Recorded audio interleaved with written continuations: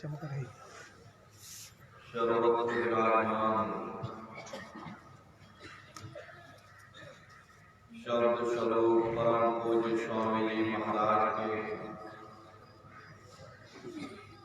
पावन श्री चरणों में कोटि कोटि नमन प्रणाम करते हुए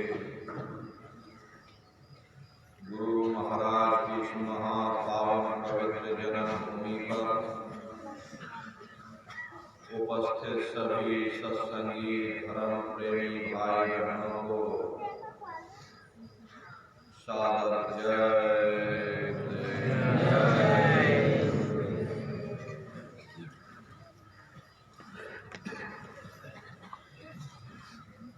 प्रेमी भाई बहनों, जब यहाँ धरती थी न सूरज चांद सितारे थे, न जमीन न आसमान न देवी न देवता, न ईश्वर न ब्रह्म न पारब्रह्म, जब कहीं कुछ भी नहीं था तो एक अनामा सच्चिदानंद प्रभु धामा, एक अनामी महाप्रभु अपने अनामी धाम में अखंड राज किया करते थे। उस मालिक की मौज मर्जी उठी तो उन्होंने 3 लोक का विस्तार किया, यानी अगम लोक, अलग लोक और सतलोक। ये तीनों लोक एक रस हैं। यहाँ न कभी परिवर्तन हुआ और न ही कभी हो सकता। काफी समय जब बीत गया तब रचना का विस्तार सत्पुरुष भगवान ने किया। उन्होंने अपनी आवाज पर अनंतों अनंत ब्रह्मांडों की रचना की और अपने 16 पुत्रों को नीचे उतार दिया। निरंजन भगवान जिनको दुनिया सतपुरुष भगवान के ये सबसे छोटे पुत्र हैं। इन 16 पुत्रों ने नीचे आकर घनघोर तपस्या की और अपने पिता को प्रसन्न करके सतलोक के समान राज्य मांग लिया। राज चेतन पर किया जाता है, जड़ पर नहीं किया जाता। इसीलिए इन्हें रूहों का छोटा सा भंडार दे दिया गया। जब रूहें नीचे उतारी जाने लगी, यानी जब हमको आपको नीचे उतारा जाने लगा, तो हम लोग घबराने लगे। उस समय सतपुरुष भगवान ने वचन दिया, तुम जाओ, जाकर नीचे आराम से रहो, और जब समय पूरा हो जाएगा तब तुम वापस अपने घर चले आना। सतपुरुष के आदेश पर ये रूहें, ये जीवात्माएं, यानी हम और आप नीचे आने को तैयार हो गए। सबसे पहले 4 प्रकार के कपड़े, कारण, सूक्ष्म, लिंग और स्थूल, 4 प्रकार के कपड़े पहना करके परत दर परत किसी स्थूल देश में, किसी स्थूल शरीर में, दोनों आंखों के मध्य भाग में जीवात्मा को बंद कर दिया गया। जब जीवात्माएं यहाँ मृत लोक में आईं, उस समय पर सतयुग का समय था। सतयुग योगी सब विज्ञानी कर हर ध्यान तरह भव प्राणी, उस समय सब ज्ञानी और विज्ञानी थे। सबकी आंख और कान खुली हुई थी। रोज मालिक का दर्शन करते, रोज आते और रोज जाते थे। और जब समय पूरा हो जाता था तो जीवात्माएं अपने देश यानी सचखंड में वापस पहुंच जाती थी। फिर दोबारा लौटकर कभी मृत लोक में नहीं आती। ऐसे खेपों की खेपें निकलती चली गई। तब काल भगवान ने विचार किया कि हमने इतनी तपस्या की, इतनी मेहनत की, सतपुरुष भगवान को प्रसन्न किया, उनसे छोटा सा रूहों का भंडार ले लिया। अगर ये रूहें इसी तरह से निकलती चली जाएंगी तो हम राज किस पर करेंगे? मेरा राज्य खाली हो जाएगा। तो उन्होंने बड़ी होशियारी के साथ कर्मों का विधान बना दिया। कर्मों का विधान बना करके इस मृत लोक में सुना दिया गया कि भाई ये पुण्य कर्म है और ये पाप कर्म है। और इन जीवात्माओं को कह दिया गया कि काल रूप में तिन कर भाता, शुभ अशुभ कर्म फल दाता। यानी मैं काल रूप हूं, शुभ अशुभ कर्मों का मैं फल दूंगा। कर्म करने की स्वतंत्रता हमको आपको दे दी गई और फल देने का अधिकार इन्होंने अपने हाथों में रख दिया। धीरे धीरे ये जीवात्माएं कर्मों की बेड़ियों में जकड़ती चली गई और अपने अस्तित्व को अपने ज्ञान को, अपने प्रकाश को, उस शब्द की डोरी को हाथों से छोड़ दिया, तब से लेके आज तक न जाने कितने युग और कल्प बीत गए, ये जीवात्माएं यहीं पर भटका खा रही हैं। प्रेमी भाई बहनों, ये रूह सतनाम का अंश है, सत देश की रहने वाली है, लेकिन जब काल और माया के देश में आई तो काल और माया ने 5 तत्व के पिंजरे में जीवात्मा को कैद कर दिया, साथ में मन को इसकी चौकीदारी पर लगा दिया, ताकि ये जीवात्मा यहां से निकलने लगे। और संत दया करके जीवात्माओं को निकाले तो निकाले, वरना रूहों के बस की यह बात नहीं रही। ये रूह अपने दम पर मन के चंगुल से आजाद हो सके। महात्मा कहते हैं, वही कर्ता ने काया रची, जुग जुग जग विस्तार, सार दिए विसराय के घर घर करत पुकार। यानी काल ने 5 तत्व के पिंजरे में जीवात्माओं को कैद कर दिया।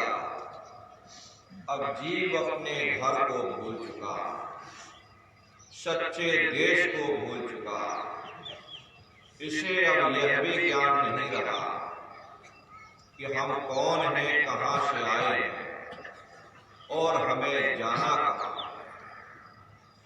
वेद पुराण कर्म उपराजा, यासे करे जीव जग काजा। अब ये सारा संसार कर्मों के जाल में बंद गया।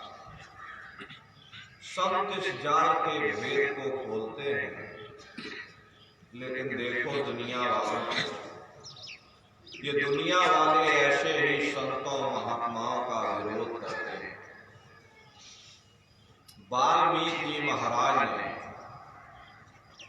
राम के पैदा होने के 10,000 साल पहले पूरी रामायण बनाकर रख दी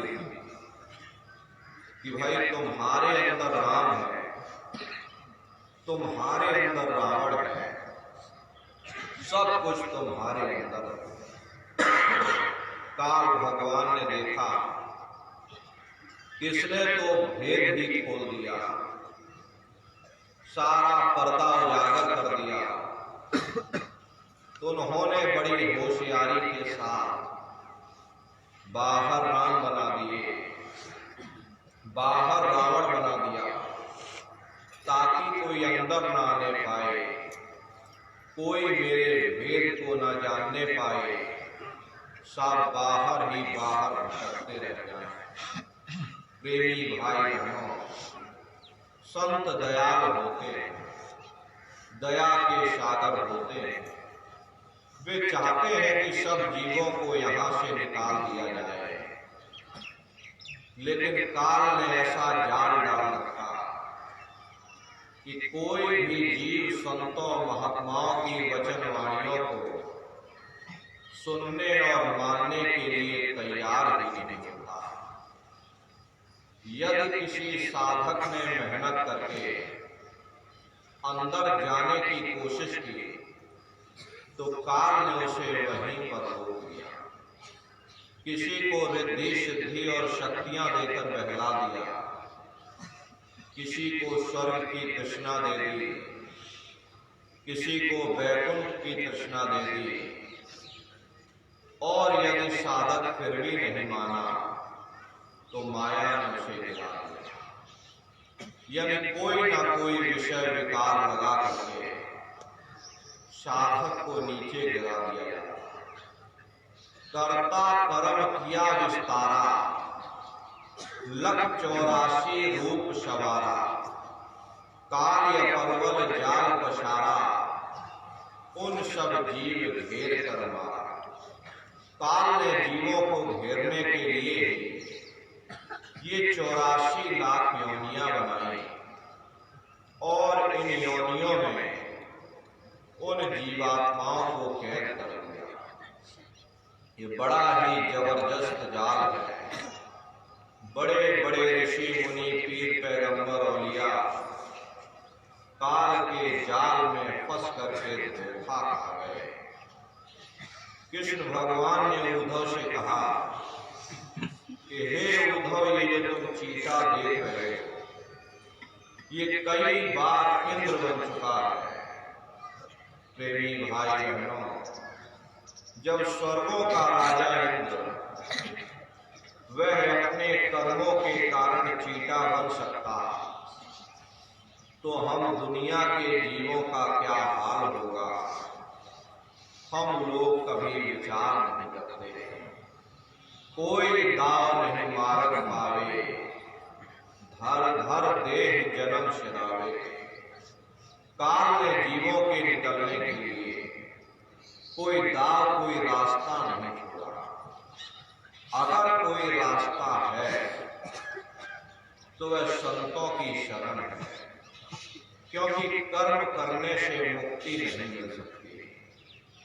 फिर चाहे अच्छे कर्म हो या चाहे बुरे कर्म हो, अच्छे और बुरे कर्मों का हिसाब किताब, उनका पुण्य फल हमको आपको मिल जाएगा।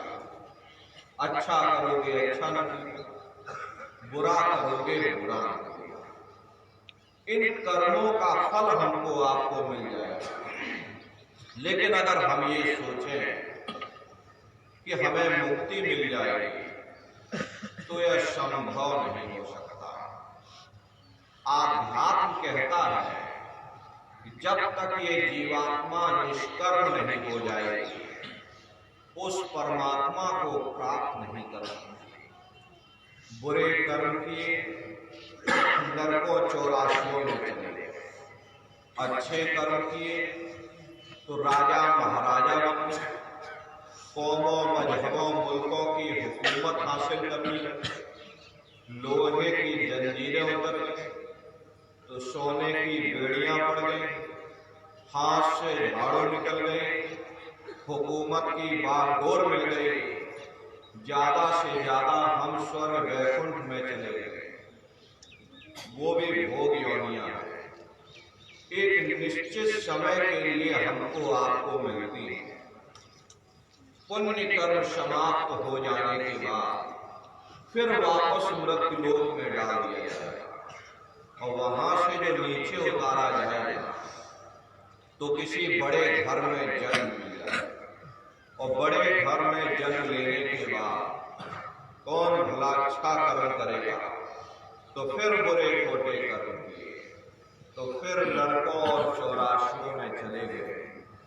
ऐसे ही आवागमन चलता रहता, ये चक्र चलता रहता है, लेकिन मुक्ति नहीं मिलती।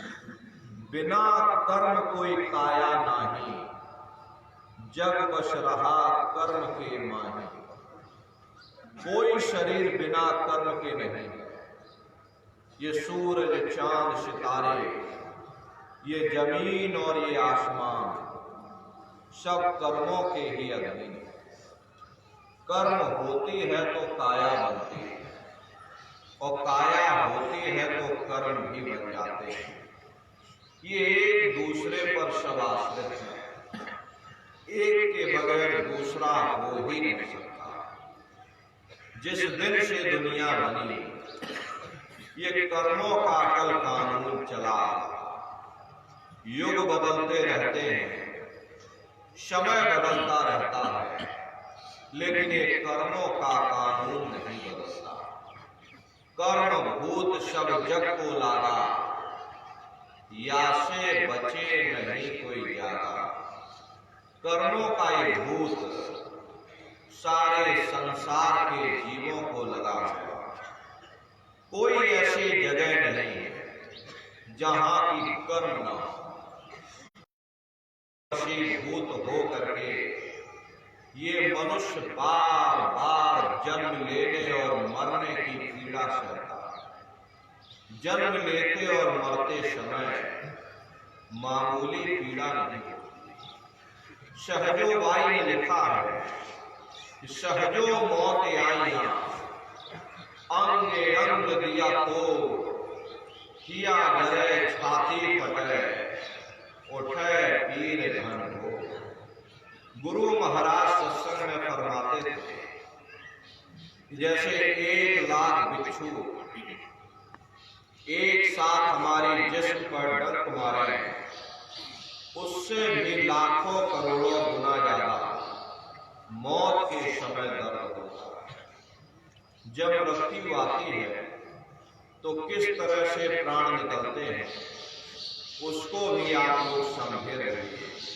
देखिए, संसार में जैसे महाप्रलय आती है, महाप्रलय के समय सबसे पहले पृथ्वी रह जाती है। ये पृथ्वी पानी में घुल करके पानी बन जाती है। मानव सृष्टि की प्रलय बड़ी कयामत है, तो शरीर की प्रलय छोटी कयामत है। जैसे ही मौत आएगी सबसे पहले गुदा चक्र टूटेगा। गुदा चक्र में पृथ्वी का वास होता है। गुदा चक्र टूट करके ऊपर इंद्रिय चक्र में समा जाएगा। इंद्रिय चक्र में जल का वास होता है, यानी जल ने पृथ्वी को घोल दिया। फिर जब इंद्रिय चक्र टूटेगा तो यहाँ नाभि चक्र में समा जाएगा। नाभि चक्र में अग्नि का वास होगा, यानी अग्नि ने फिर जल को सुखा दिया। और जब नाभि चक्र टूटेगा तो हृदय चक्र में समा जाएगा।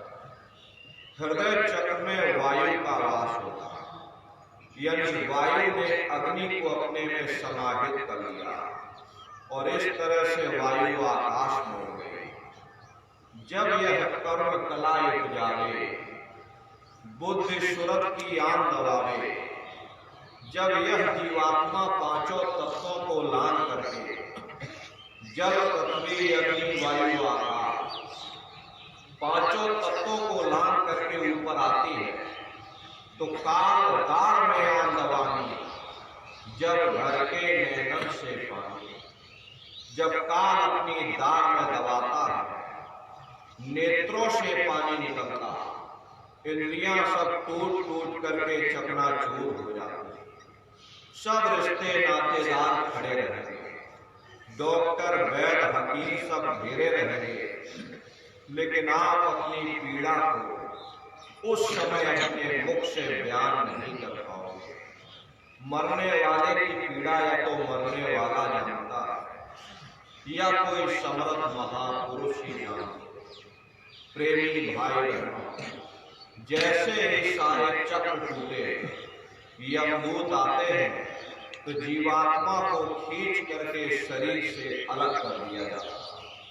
और जैसे ही जीवात्मा शरीर से अलग हुई, ये शरीर आपका मुर्दा हो जाता, इसको जला करके राख कर दिया जाता। उधर जीवात्मा को ले जाकर धर्मराज की कचहरी में पेश कर दिया जाता। पलक झपकते यह जीवात्मा, प्रेमी भाई बहनों, सेकंड भर का समय वहां नहीं लगता। सेकंड भर के अंदर सारे कर्मों का हिसाब किताब, पूरे जीवन का हिसाब किताब धर्मराज के दरबार में आता है। और धर्मराज आपको सजा सुना देते, ले जाओ इसको फलाने नरक में ले जाकर डालो। महात्मा कभी झूठ नहीं बोलते। महात्माओं ने जब साधना किया, जब अभ्यास किया, ऊपर जा करके जब नरकों का हाल देखा, तभी उन्होंने धर्म पुस्तकों में लिख दिया, लोह के खम्भ तपत के माही, और जहां जीव को ले चिपकाई, वहां लोहे के खंभे अग्नि से धधक धधक कर लाल हो रहे। ऐसे छोटे जीवों को उन खंभों में चिपकाया जाता है। जीव हाय हाय करके तड़पता है। तड़प तड़प जीव जुलम बुखारी और तपत खम्भ दुख उपजे भारी। असहनी वेदना होती, असहनी दुख दर्द होता, जीव वहां रोता और चिल्लाता रहता। वहां कोई तुम्हारी पुकार सुनने वाला नहीं, कोई तुम्हारी दर्द भरी आवाज को सुनने वाला नहीं। और एक नरक नहीं, नरक की अनेकन और है। कहाँ लग कहूं बखान, दुख भोगते यह जीव जो, जाने जो भोग समान। कहते भाई एक नरक नहीं, ऐसे वहां अनेकों अनेक नरक बने हुए, अलग अलग छोटे पाप कर्मों के वहां पर अलग अलग नरक बने। जीव अनंतों अनंत युगों तक अपने अपने कर्म के अनुसार नरकों की यातनाएं भोगता रहता। और नरकों की यातनाएं भोगने के बाद इसी जीवात्मा को सीधे मनुष्य शरीर नहीं मिलता है, बल्कि नरकों से निकाल करके जीवात्मा को 4,84 लाख योनियों में डाल दिया जाता है। ये क्रमबद्ध तरीके से नीचे आते हैं। जैसे छोटा बच्चा होता है तो पहले कक्षा 1 की पढ़ाई करेगा और फिर कक्षा 2 में जाएगा। इसी तरह से प्रेमी भाई बहनों, नरकों से निकाल करके जीवात्माओं को सीधे 84 में डाला। ये 4,84 लाख योनियां, ये कोई मामूली योनियां नहीं होती। 4 खाने यानी अंडज पिंडज उपमज स्थावर, ये 4 खाने। पहली श्रेणी पेड़ पौधों की आती है जिनके अंदर पानी का तत्व मौजूद होता है। कभी ये भी मनुष्य हुआ करते थे, लेकिन आज अपने कर्मों का भोग पा रहे हैं। दूसरी श्रेणी कीड़े मकोड़ों की आती है जिनके अंदर पृथ्वी और अग्नि का तत्व मौजूद होता है। तीसरी श्रेणी पंछियों की आती है और चौथी चौपाए जानवरों की आती है। पांचवी फिर स्वयं इंसान की आती है जिसके अंदर पांचों तत्व जल पृथ्वी अग्नि वायु आकाश पांचों तत्व मौजूद होते हैं। तो ये 4 खाने हैं, इनकी 84 लाख योनियां। इस संसार में इतने जीव भरे हुए, यदि आप सुई की एक नोक नीचे धरातल पर रख दोगे तो उस नोक के नीचे 20 जीव दब करके मर जाएंगे। आप रोज श्वास लेते हो, आपके श्वास लेने से लाखों जीव हमारे अंदर चले जाते और मर जाते। लाखों लाख जीव अंदर चले जाते। इतने जीव संसार में भरे, ये कुल 84 लाख योनियां। कई जन्म भय कीट पतंगा, कई जन्म भय मीन कुरंगा, कई जन्म पंखी सर्पोयो, कई जन्म है वज्र जोयो। मेरे जगदेश मिलन की बरिया, चिरंकार यह देश दरिया। करोड़ों करोड़ युगों से हम आप कभी कीड़े पतंगों की योनि में भटका करते, कभी पेड़ पौधों की योनि में भटका करते, कभी पशु और पंछियों की योनि में भटका, तब जाकर के हमको ये मनुष्य शरीर मिलता। 84 लाख योनियों की सबसे आखिरी जो योनि होती है वो गाय और बैल की योनि होती है का रूप लेती है। ये 84 लाख योनियों की सबसे आखिरी योनि होती है। उसके बाद तब जाकर के हमको ये मनुष्य शरीर मिलता। इसीलिए गाय और बैल की योनि सबसे आखिरी योनि मानी, क्योंकि प्रेमी भाई बहन, इसीलिए गाय और बैल को काटना हमारे धर्म शास्त्रों में मना किया गया। बहुत से लोग गाय और बैल को काट देते हैं। हमारे धर्म ग्रंथों में गाय और बैल को काटना निषेध किया गया, क्योंकि ये जीवात्माएं अनंतों अनंत युगों तक नरकों की यातनाएं भोगने के बाद फिर करोड़ों करोड़ों वर्षों तक 84 लाख योनियों में भटका खाने के बाद तब जाकर गाय और बैल की योनि में आती है। ये सबसे आखिरी योनि होती है। अगर हम इनको काट देंगे तो ये हजारों हजार वर्षों तक फिर प्रेत योनि में चले जाएंगे और प्रेत योनि में अपना समय पूरा करने के बाद फिर गाय बैल की योनि में ले आएंगे और फिर जितना समय इनको वहां देना था उस योनि में देने के बाद तब जाकर इनको मनुष्य शरीर मिलेगा।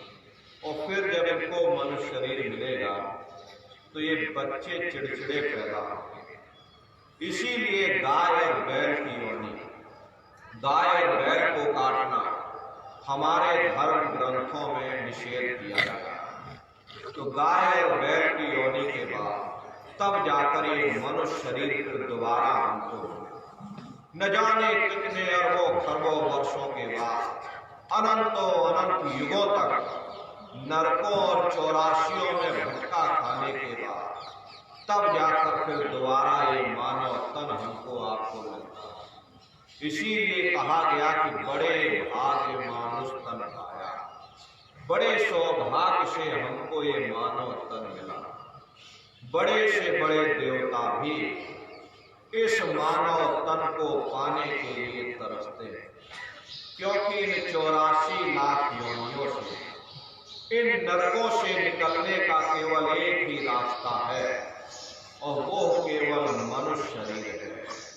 इसी मनुष्य मंदिर में बैठ करके हम परमात्मा की भक्ति कर सकते और कोई दूसरा उपाय नहीं। इसीलिए संतों महात्माओं ने इस पंच भौतिक शरीर को सच्चा हरि मंदिर कहकर याद किया कि हरि मंदिर यह शरीर है और ज्ञान रतन प्रकट होए, ये असली हरि मंदिर है। और जब भी वो मालिक मिलेगा इसी हरि मंदिर के अंदर से, बाहर से आज तक न कभी किसी को परमात्मा मिला और ना ही कभी मिला। जब भी वो मालिक हमको आपको मिलेगा इसी मनुष्य मंदिर में बैठ करके। लेकिन दुर्भाग्य की बात यह है कि जब जब हमें ये मौका मिलता है हम जिंदगी के मूल मकसद को भूल जाते हैं, उल्टा कौमों मजहबों के झगड़े में उलझ जाते हैं, धन दौलत के चक्कर में पड़ करके एक दूसरे के गला काटने की योजनाएं बनाना शुरू कर देते। इतना इन भोगों में लिप्त हो जाते हैं कि और तो और हम अपनी मौत को ही भूल जाते हैं। हम रोज देखते हैं कि हमारे ही साथी, हमारे ही रिश्ते नातेदार, हमारे ही कुटुंब परिवार वाले एक एक करके हमारा साथ छोड़कर चले जा रहे हैं। आंखों से देखते हैं कि कंधों पर उठा करके चले जा रहे हैं, लेकिन हम लोग भूल जाते हैं। कंधों पर उठाकर शमशान भूमि पर लेकर जाते हैं और जला करके राख। आंखों से देखते रहते हैं कि जिस चीज के लिए वह इतना भटकता, जिस चीज के लिए वह इतना तड़पता था, अपना अपना कह करके फक्र या गर्व महसूस किया करता था, उसमें से किसी ने उसका साथ नहीं दिया। हम मन में ये सोच लेते हैं कि शायद वह बदकिस्मत होगा, कुछ भी अपने साथ ना ले जा सका, शायद हम सब कुछ गठरी मुठरी बांध करके अपने साथ लेकर चले जाए। प्रेमी भाई बहनों, महात्मा कहते भाई तुम उस समय को, उस वक्त को अपनी आंखों के सामने रख करके देखो। उस समय कौन तुम्हारी सहायता करेगा, कौन तुम्हारी मदद करेगा। ये रिश्ते नातेदार, ये कुटुंब परिवार वाले जिनके लिए हम आप इतनी ठगियां करते हैं, इतनी बेईमानियां करते हैं, इतने इतने जिंदगी के उसूलों को कुर्बान कर देते हैं, इनको तो यह भी नहीं पता चलता कि मौत के फरिश्ते आए किधर से और लेकर किधर से, वे हमारी आपकी सहायता कर। महात्मा कहते हुए कुटुंब परिवार मतलब था, बिना धन पास नहीं आए। ये रिश्ते नातेदार, ये कुटुंब परिवार वाले, ये सब मतलब के संगी साथी हैं। प्रेमी भाई बहनों, यदि आपकी जेब में पैसा है तो सब जैसे तैसे आपसे रिश्तेदारियां कायम कर लें। आज आपकी जेब खाली हो जाए तो बेटा बाप को बाप कहने के लिए तैयार नहीं। आप रोज कचहरियों में मुकदमों का हाल देखते हो। यदि किसी पिता ने बंटवारा करते समय अपने बेटे को 1 बीघा जमीन कम दे दी तो बेटा बाप का दुश्मन बन जाए, उसे ले जाकर कचहरियों में खड़ा कर। अरे अपना यहाँ क्या? महात्मा कहते हैं भाई अपना यहाँ कुछ नहीं है, ये सब झूठे रिश्ते नाते हैं। ये जितने भी रिश्ते नाते, अरे सच्चा रिश्ता नाता अगर निभाना है तो आत्मा और परमात्मा का रिश्ता होता है। आत्मा को परमात्मा के साथ जोड़ो, पुत्र को पिता के साथ जोड़ो। एक बार ये जीवात्मा उस मालिक से मिल गए। प्रेमी भाई बहनों, ये नाते तो आपको छोड़कर चले जाएंगे, लेकिन वो पिता फिर कभी आपको नहीं। इसलिए प्रेमी भाई, अभी आपको ये मौका मिला, ये सांसों की पूंजी आपको मिली हुई है। एक एक सांस आपकी बहुमूल्य है, इसकी कोई कीमत नहीं। हम लोग कहते भाई हमारी उम्र बढ़ रही है, आपकी उम्र बढ़ नहीं रही, आपकी उम्र दिन प्रतिदिन कम होती चली जा रही है। ये सांसों की पूंजी दिन प्रतिदिन कम होती चली जा रही है और एक समय ऐसा आएगा ये सांसों की पूंजी आपकी समाप्त हो जाएगी। ये बुलबुला टूट जाएगा, मशक समान जाने देगी। प्रेमी भाई बहनों, ये शरीर हमारा उस मशक के समान है और जैसे इस मशक से हवा निकली, ये सांसों की पूंजी समाप्त हुई, ये बुलबुला टूट गई। इसलिए अभी आपको मौका मिला, ये मानव तन, ये दुर्लभ देह ही आपको मिली और ये बार बार आपको नहीं मिलने वाली। इस बार आपको ये मौका मिल गया, आपको ये मनुष्य शरीर मिल गया। हम लोग अपने कीमती समय को घर मकान बढ़िया बनाने में गुजार देते, लेकिन हमने आपने कभी विचार नहीं किया इस घर मकान बढ़िया में हम ज्यादा से ज्यादा 50 साल रहेंगे, उससे भी ज्यादा खींचेंगे तो 60-70 साल नहीं। लेकिन 60-70 साल के बाद फिर जब सांसों की पूंजी समाप्त होगी, फिर जहां हम जाएंगे वहां कोई मकान बनाया कि नहीं, कोई छप्पर छाया कि नहीं छाया, हम लोग इस पर कभी विचार नहीं। बस कीमती समय और सांसों की पूंजी को व्यर्थ के रगड़ों झगड़ों में लगा। महात्मा कहते भाई बड़े सौभाग्य से तुमको ये मौका मिला, ये मानव तन बड़े सौभाग्य से प्राप्त हुआ, ये बार बार आपको नहीं मिलने वाला। अपने उद्देश्यों को पूरा करो, अपने वादों को पूरा करो। वो वादा जो आपने माँ के गर्भ में किया, जब माँ के गर्भ में आप उल्टे लटके हुए थे, सिर आपका नीचे और पैर आपके ऊपर थे, उस समय परमात्मा से आपने वादा किया कि हे परमात्मा, अब की बार हमको मौका दो, अब की बार हमको मनुष्य शरीर दे दो, हम भजन करेंगे, भक्ति करेंगे, अपनी जीवात्मा का कल्याण। लेकिन जब आपको मौका मिला, ये मानव तन आपको मिल गया, आप अपने वादे से मुकर और अपने कीमती समय को, श्वासों की पूंजी को व्यर्थ के रगड़ों झगड़ों में आप गवाते चले जा रहे हैं। इसलिए महात्मा प्रेम से समझाते हैं कि भाई आपने जो वादा किया उस वादे को आप पूरा करो। प्रेमी भाई बहनों, यदि महापुरुषों के हम उन चंद शब्दों को बराबर याद रखते हैं तो निश्चय ही हम अपने जीवन के लक्ष्य का पता पाएंगे, अपनी जीवात्मा को परमात्मा के साथ मिलाते और प्रभु के साथ मिल करके उस आराम और चैन को पा जाते जो इस जड़ दुनिया में, इस जड़ संसार में नहीं है।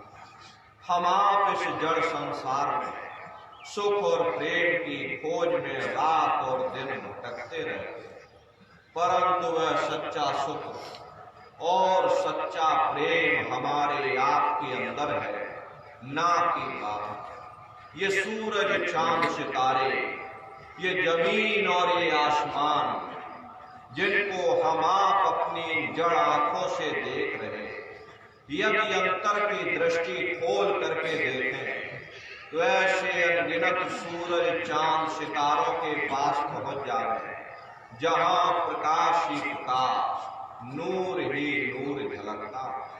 परंतु हम दुनिया के जीव सुख के देश को, सुख के स्थान को और अपने मालिक को ही भूल गए। जा घट प्रेम न संचय, सो घट जान न शान, जैसे खाल लोहार की श्वास लेत बिन प्राण। ये कुदरती कारखाना देखकर कैसे जमीनी आसमानी पसारा चल रहा है, कौन इसका करतार है, कहाँ वह छिपा हुआ, कैसे उससे मिला जाए जिस घट में ऐसे प्रीतम के, ऐसे पुरुष के दर्शन और दीदार की विरह और तड़प नहीं है। वह घट गोया मशान के समान है, सुरते इंसान सीरते हैवान। हर इंसान का फर्ज, हर इंसान का कर्तव्य, हर एक इंसान को यह सोचना होगा कि मृत्यु पर्यंत हम कहाँ जाएंगे, हमारे बाल बच्चे कहाँ जाएंगे, हमारे रिश्ते नातेदार कहाँ जाएंगे, हमारे कुटुंब परिवार वाले कहाँ जाएंगे और इनकी उस समय पर क्या हालत हो। प्रेमी भाई बहनों, ये जो पराविद्या है, ये महात्माओं की पराविद्या है। हम आप इस जड़ संसार में फंस करके उस पराविद्या से अनभिज्ञ हो और अपने वादे को, वो वादा जो माँ के गर्भ में किया था उसको हम और इस माया की छाया में फंस कर इस मिथ्या जगत को अपना मानकर हम आप यहीं पर गोता है। प्रेमी भाई बहनों, इस दुनिया में हित मित भाई बंधु, रिश्ते नातेदार, कुटुंब परिवार वाले, इनमें से कोई भी चीज तुम्हारी जीवात्मा को इस अधोगति से बचा नहीं। अरे हम कौन हैं, कहां से आए और हमें जाना कहां, यह मानव मात्र के लिए एक जटिल प्रश्न बना हुआ। इस प्रश्न का हल तब तक नहीं होगा जब तक इस धरा भूमि पर कोई संत महात्मा फकीर न मिल जाए। इसीलिए वह मालिक अपनी दया और कृपा करके इस धरा भूमि पर अवतरित होते हैं और हम जीवों को समझाने का प्रयास करते हैं कि भाई हम आए वही देश से जहां तुम्हारो धाम और तुमको घर पहुंचावना एक हमारो, कि हम उसी देश से आए जिस देश के तुम रहने वाले, परंतु तुम अपने सच्चे देश को छोड़कर इस झूठे काल और माया के देश में आकर, प्रेमी भाई बहनों, यह देश तुम्हारा देश नहीं, ये कौम तुम्हारी कौम नहीं और ये मजहब तुम्हारा मजहब नहीं। तुम्हारा देश सचखंड है, तुम्हारी कौम सतनाम है और ये जीवात्मा उस सतनाम रूपी समुद्र की बूंद है। इस बूंद को समुद्र से मिलाओ, यानी जीवात्मा को उस परमात्मा से मिलाओ। इसके लिए न तुम्हें घर बार छोड़ने की जरूरत है, न बाल बच्चों को छोड़ने की जरूरत है, न रिश्ते नातेदार कुटुंब परिवार वाले छोड़ने की जरूरत है। प्रेमी भाई बहन, अपने अपने वजूद के अंदर जाकर अपनी जीवात्मा को शब्द के साथ जोड़ो। महात्मा ये नहीं कहते हैं कि तुम जंगलों पहाड़ों में चले जाओ, तुम गृहस्थ आश्रम को छोड़ दो, या तुम पहाड़ों में जाकर के साधु महात्मा बाबा बन जाओ। अरे भाई, अपने अपने घर परिवार में रहो, अपने अपने समाज में रहो, समाज की रीत नीति के अनुसार रहो, बाल बच्चों की सेवा करो, मेहनत ईमानदारी से काम करो और 24 घंटे में घंटा 2 घंटा अपनी जीवात्मा के कल्याण के लिए अपने लिए कुछ समय दो। प्रेमी भाई बहन, हम लोग अपना जीवन बीमा करवाते हैं। जीवन बीमा में पूरी जिंदगी थोड़े बहुत पैसे लगा लगा करके, ताकि हमारे आने वाले बच्चे, आने वाली पीढ़ी हमेशा स्वस्थ रहे, आर्थिक कोई समस्या उनके अंदर पैदा। लेकिन हम लोगों ने अपना जीवन बीमा कभी नहीं किया। हमको भी अपना बीमा करवाना चाहिए। बीमा किस तरह? बीमा सुमरन का, बीमा ध्यान का, बीमा भजन का, बीमा सत्संग। वो बीमा आपको धोखा दे सकता है, लेकिन ये बीमा आपको धोखा नहीं, क्योंकि इसकी गारंटी स्वयं वो परमात्मा ले। अपने लिए, अपने जीवात्मा के कल्याण के लिए भी हम लोगों को विचार करना चाहिए। यदि हमने आपने अपने लिए विचार न किया, अपनी जीवात्मा के कल्याण के लिए कुछ विचार न किया, तो प्रेमी भाई बहन, ये बुलबुला आपका फूट जाएगा, ये 100 की पूंजी आपकी समाप्त हो जाएगी। फिर दोबारा आपको ये मानव तन नहीं, दोबारा आपको मनुष्य शरीर नहीं। इसलिए अहो सौभाग्यशाली हम लोग हैं कि हमको आपको ये मनुष्य शरीर मिला। उससे भी परम सौभाग्य की बात तो ये है कि ऐसे समरथ नामी महाप्रभु मिले, जिन्होंने नाम की अमोलक दौलत बख्शी। हम लोग गुरु महाराज के पास नहीं गए, बल्कि गुरु महाराज ने हम लोगों को अपनी ओर खींचा। नाम की अमोलक दौलत दी। गुरु महाराज ने अपने जीवन काल में अथक परिश्रम किया। करीब करीब 116 वर्ष की आयु तक गुरु महाराज ने बहुत मेहनत की। किसके लिए? हमारे आपके लिए, हमारे आपकी जीवात्मा के कल्याण के लिए। जब गुरु महाराज ने अपना पूरा जीवन हम लोगों के लिए समर्पित कर दिया, तो हमारा आपका भी फर्ज बनता है कि गुरु महाराज के बताए हुए रास्तों पर चलें और नित्य भजन ध्यान स्मरण। क्योंकि प्रेमी भाई, यही जीवन का एकमात्र आधार है। यही दौलत अंत समय में तुम्हारे काम आएगी। बाकी सब रगड़ा झगड़ा, ये सब हमारा आपका में ही पड़ा रहेगा। बड़े बड़े राजे महाराजे सारी जिंदगी उन्होंने किला बनाते बनाते गुजार दी। आज उनके किलों को जाकर देखिएगा, आज खंडहर बने पड़े। विश्व विजेता सिकंदर भी सारी दुनिया पर राज करने का ख्वाब देखता था, वो भी मुट्ठी खोल करके चला गया। कोई क्या साथ लेकर जाएगा? जो चीज तुम्हारे साथ में जाने वाली है वो केवल परमात्मा की भक्ति है, सुरत शब्द नाम की कमाई। इसलिए प्रेमी भाई बहनों, समय रहते अपनी जीवात्मा के कल्याण के लिए सुरत शब्द नाम की कमाई करो। और यही सुरत शब्द नाम की कमाई, यही दौलत अंत समय में तुम्हारे काम आए। तो वो दौलत कमा लो जो अंत समय में आपके काम आए। इसी उद्देश्य के लिए आपको ये मानव तन मिला। और महात्मा कहते भाई ये मानव तन बड़े सौभाग्य से मिला। अपने वजूद के अंदर जा करके उस परमात्मा की खोज करो। बाहर से आज तक न कभी किसी को परमात्मा मिला है और ना ही कभी मिल सकता। परमात्मा जब भी मिलेगा तो मैं तुम्हारे अंदर मिलेगा। इसीलिए संतों महात्माओं ने इस पंच भौतिक शरीर को सच्चा हरि मंदिर कहकर के याद किया कि हरि मंदिर यह शरीर है ज्ञान रतन प्रकट हुए।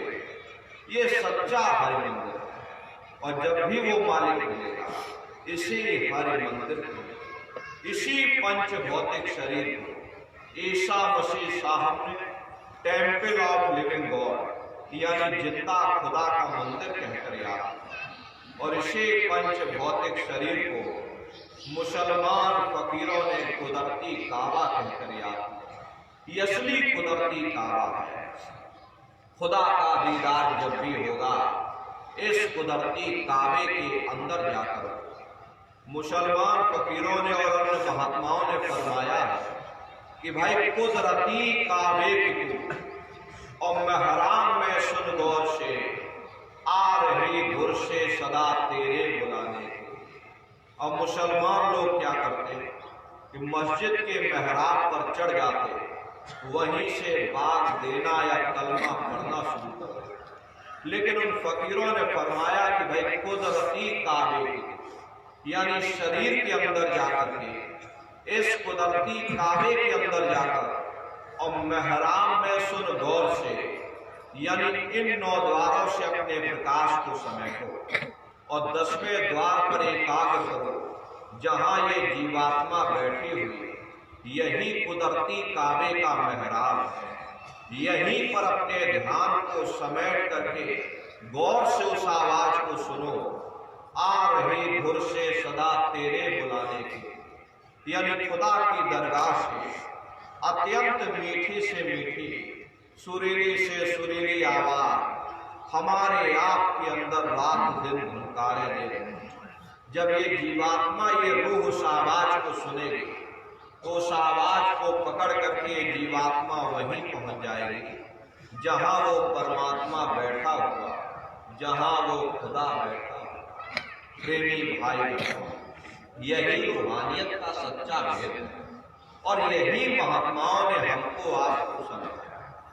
कोई भी महात्मा इस धरा भूमि पर आकर के ना कोई कौम बनाने आता, ना कोई मजहब चलाने आते और ना ही आप हमारे हाथों में ये डंडे और तलवारें देने के लिए आते। हर आपको सच्चा मार्ग, सनातन मार्ग समझाने के लिए इस धरा भूमि पर अवतरित होते हैं। ये जितने हमारे मजहब हैं, चाहे हिंदू धर्म हो, चाहे मुसलमान धर्म, चाहे सिख धर्म हो या चाहे ईसाई धर्म, ये जितने हमारे मजहब, इनके जितने रीत रिवाज हैं, जितना रहन सहन का तरीका है, जितनी भी शरीयतें हैं, हमें जरूर अलग अलग नजर आती हैं, लेकिन उसके अंदर जो रूहानियत है, जो रूहानियत का भेद है, वो असलियत है। वो हर मजहब की तह के अंदर एक ही चीज होती। संत महात्मा उसी रूहानियत को हासिल करने का तरीका समझाते। आप तमाम जिंदगी उस रूहानियत का प्रचार करते हैं। जब तक हम उस रूहानियत के रंग में नहीं रह जाएंगे, तब तक चाहे हम किसी कौम के हों, चाहे किसी मजहब के हों, हम कभी देह के बंधनों से आजाद नहीं हो सकते। रूहानियत और शरीयत का आपस में वैसा ही रिश्ता होता है जैसा कि जेवरों का जेवरों के डिब्बों के साथ। कीमत जेवरों की होती है, डिब्बों की नहीं। तलवार को काम आनी होती, म्यान को नहीं। ठीक उसी प्रकार से हमें जो कुछ भी प्राप्त होगा उस रूहानियत से प्राप्त होगा। जब हम रूहानियत से दूर हो जाते हैं तब आहिस्ता आहिस्ता हम शरीयत के कैदी बन जाते हैं, शरीयत के गुलाम बन जाते हैं। वह शरीयत धर्म के ठेकेदारों के हाथों में चली जाती है। वे हमें बाहर मुखी कर देते हैं, वे हमें कर्म कांडों में फंसा देते हैं। न किसी को रूहानियत की समझ होती है और न ही कोई समझाने की कोशिश करता।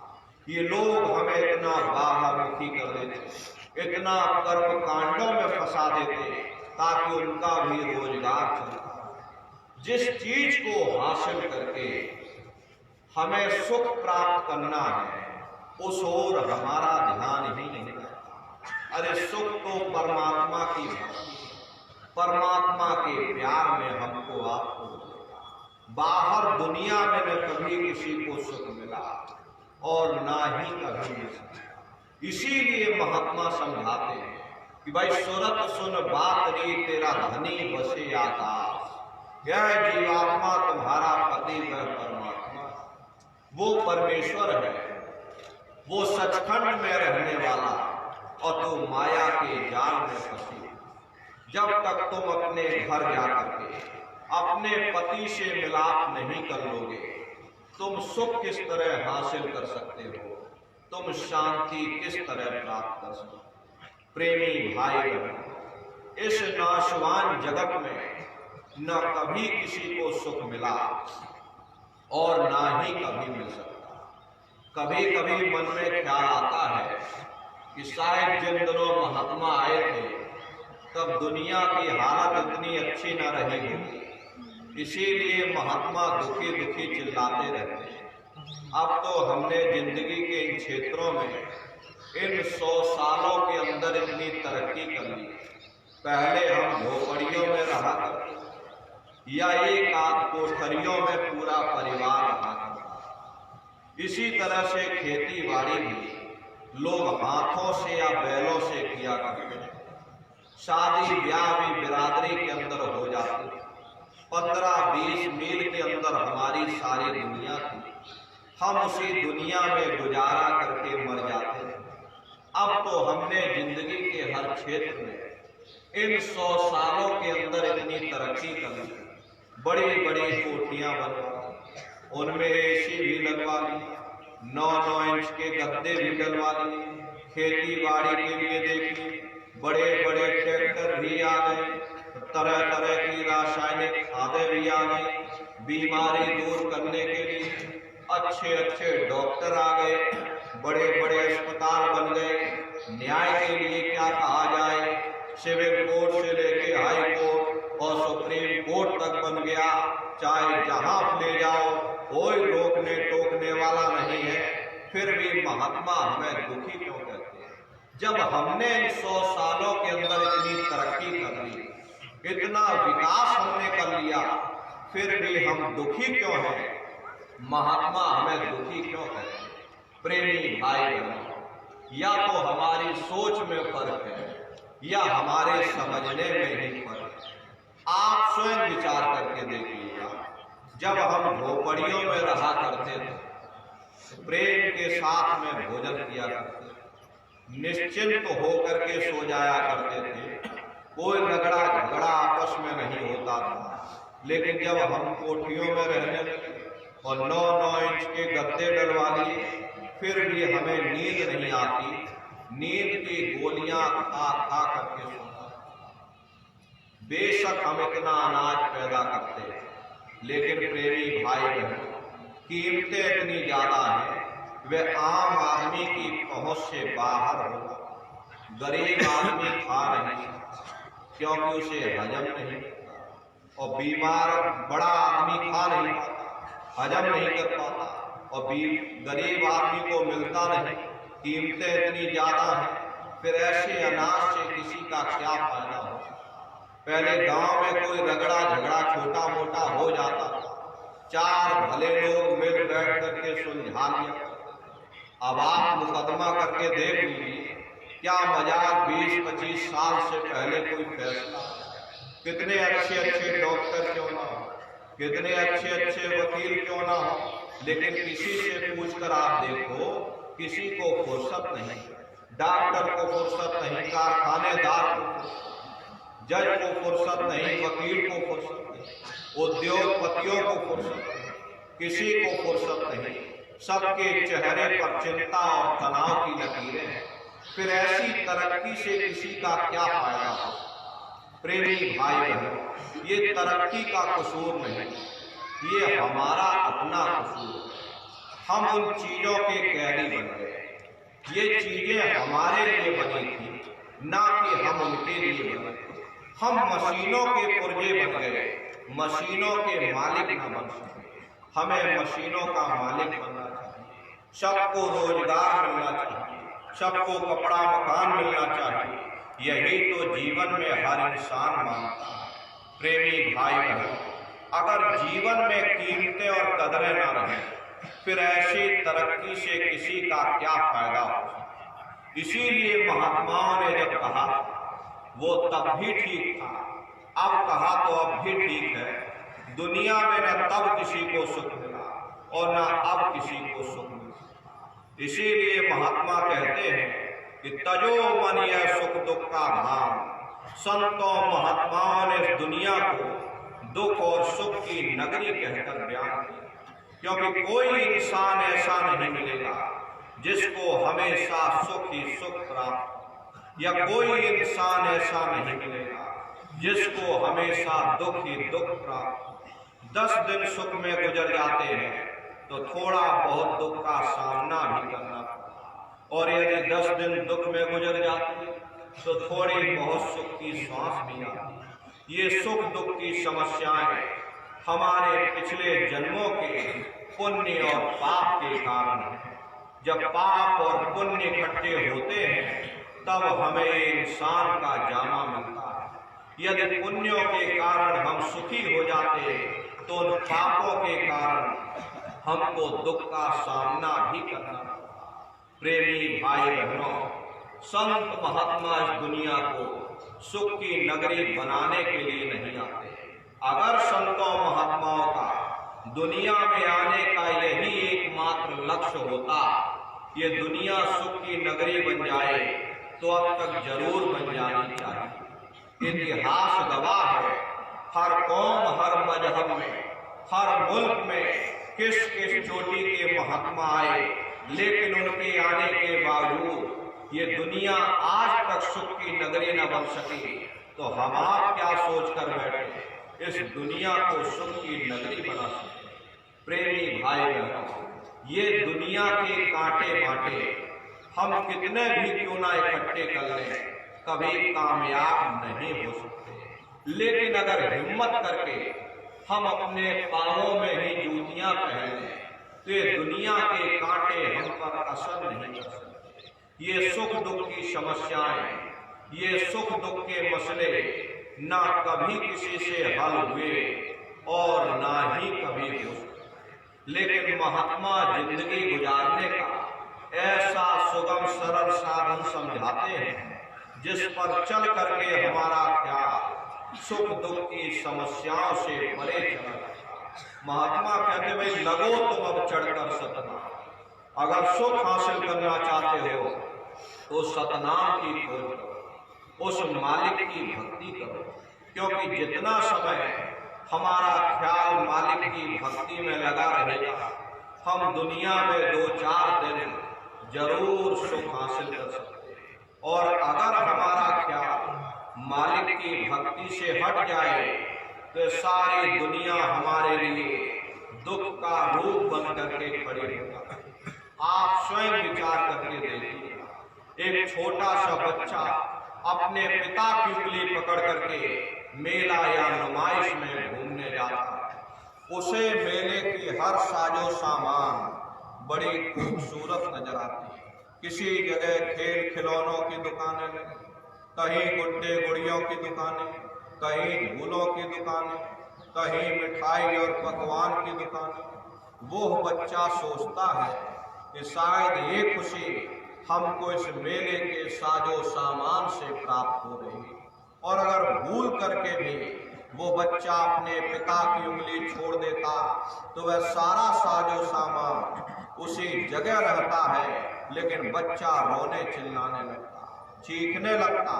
तब उसे खुद ब खुद महसूस होता है ये खुशी हमें तभी तक प्राप्त हो सकती जब तक हमने अपने पिता की उंगली पकड़ रखी। हमारा पिता कौन है?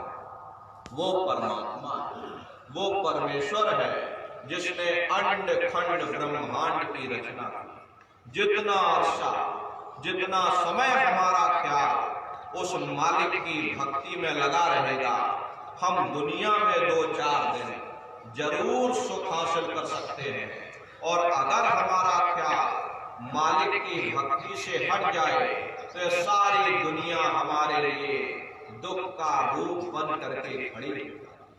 इसलिए प्रेमी भाई, आपको ये मौका मिला, मालिक की भक्ति करने का आपको अवसर मिला। ये मनुष्य शरीर दुर्लभ देही आपको मिली है। अपने वजूद के अंदर जाकर के सूरत शब्द नाम की कमाई करो, उस मालिक की भक्ति करो, परमात्मा आपको मिलेगा तो तुम्हें तुम्हारे वजूद के अंदर मिलेगा। बाहर से आज तक न कभी किसी को परमात्मा मिला और ना ही कभी मिल सकता। कबीर साहब ने लिखा है कि जो तिल माही तेल है, जो चकमक में आ तेरा साईं तुझ में और जाग सके तो ना। जिस तरह तिल में तेल होता, पत्थर में अग्नि होती, ठीक उसी तरह से वो मालिक हर एक के घट घट में बैठा है। यही आपकी धर्म पुस्तकों में भी लिखा है, अरे मोको का घोड़े रे बंदे, मैं तो तेरे पास में, और ना तीरथ में ना मूरत में, मैं तो हूँ विश्वास में। ना मैं तीरथ में मिलूंगा, ना मैं मूरत में मिलूंगा, ना अन्य किसी कर्म कांड में मिलूंगा। मैं जब भी मिलूंगा तो मैं तुम्हारे अंदर हूँ। इसलिए अपने वजूद के अंदर जाकर के हमें मालिक की भक्ति करनी है। सूरत को शब्द के साथ जोड़ना, सूरत शब्द नाम की कमाई। और ये रास्ता सरल से सरल है, इससे सरल दुनिया में कोई दूसरा रास्ता नहीं। अरे दुनिया वालों को देखिएगा, परमात्मा की खोज में न जाने कहां कहां टक्करें मारते हैं। कोई केदारनाथ की तरफ भागता, कोई बद्रीनाथ की तरफ जा रहा, कोई घुटनों के बल चल करके जा रहा। उन बेचारों के घुटने छिल जाते हैं, लेकिन उनकी आस्था, उनका विश्वास कि हमको परमात्मा मिल जाएगा, कितनी मेहनत करते। लेकिन आप लोगों को गुरु महाराज इतना सरल रास्ता बताया, इतना सनातन से सनातन और सरल से सरल रास्ता, आपको तो कोई मेहनत भी नहीं है। अरे दुनिया का धन कमाने में मेहनत पड़ती है, लेकिन परमात्मा को प्राप्त करने में कोई मेहनत नहीं। हर दुनिया का धन कमाने जाओगे, हाथ पैर आपको चलाने पड़ेंगे, लेकिन परमात्मा को खोजने के लिए कोई हाथ पैर नहीं चलाना, बस एक जगह बैठना है। कुर्सी पर चाहे कुर्सी पर, सोफे पर चाहे सोफे पर, एक जगह बैठ करके सूरत को शब्द के साथ। तो इतना सरल काम आपको बताया गया, भाई एक जगह बैठकर भजन करो। भजन करोगे तो शब्द आपकी पकड़ में आए। सूरत शब्द नाम की कमाई, यही जीवन का सार है। साधन 3 साधन बने और साधन सब होते मां। इस कलयुग में उस मालिक को प्राप्त करने के लिए संतों महात्माओं ने केवल 3 साधन बताए। पहला है सुमरन, दूसरा है ध्यान और तीसरा है भजन। सुमरन कहते उस मालिक को याद करना, ध्यान कहते हैं दृष्टि को एकाग्र करना, दृष्टि को टिकाना, और भजन कहते हैं कान में उंगली डाल करके उस शब्द को सुनना, उस नाम को सुनना, उस आवाज को सुनना जो मालिक के घर से आता है। तो कैसे आप लोग सुमरन करोगे, कैसे ध्यान करोगे और कैसे आप लोग भजन करोगे? बहुत से नए प्रेमी भाई बहन आज आएंगे, आप लोग अच्छी तरह से समझ लीजिएगा कि सुमरन ध्यान भजन आपको कैसे करना है।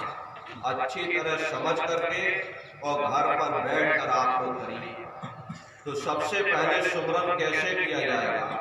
सुमरन करने के लिए एक माला आप लोग ले लीजिए। ये देखो 108 दाने की ये माला है। अपने अपने घरों में बैठकर बाहर से अपनी आंख को बंद कर देना और दोनों आंखों के मध्य भाग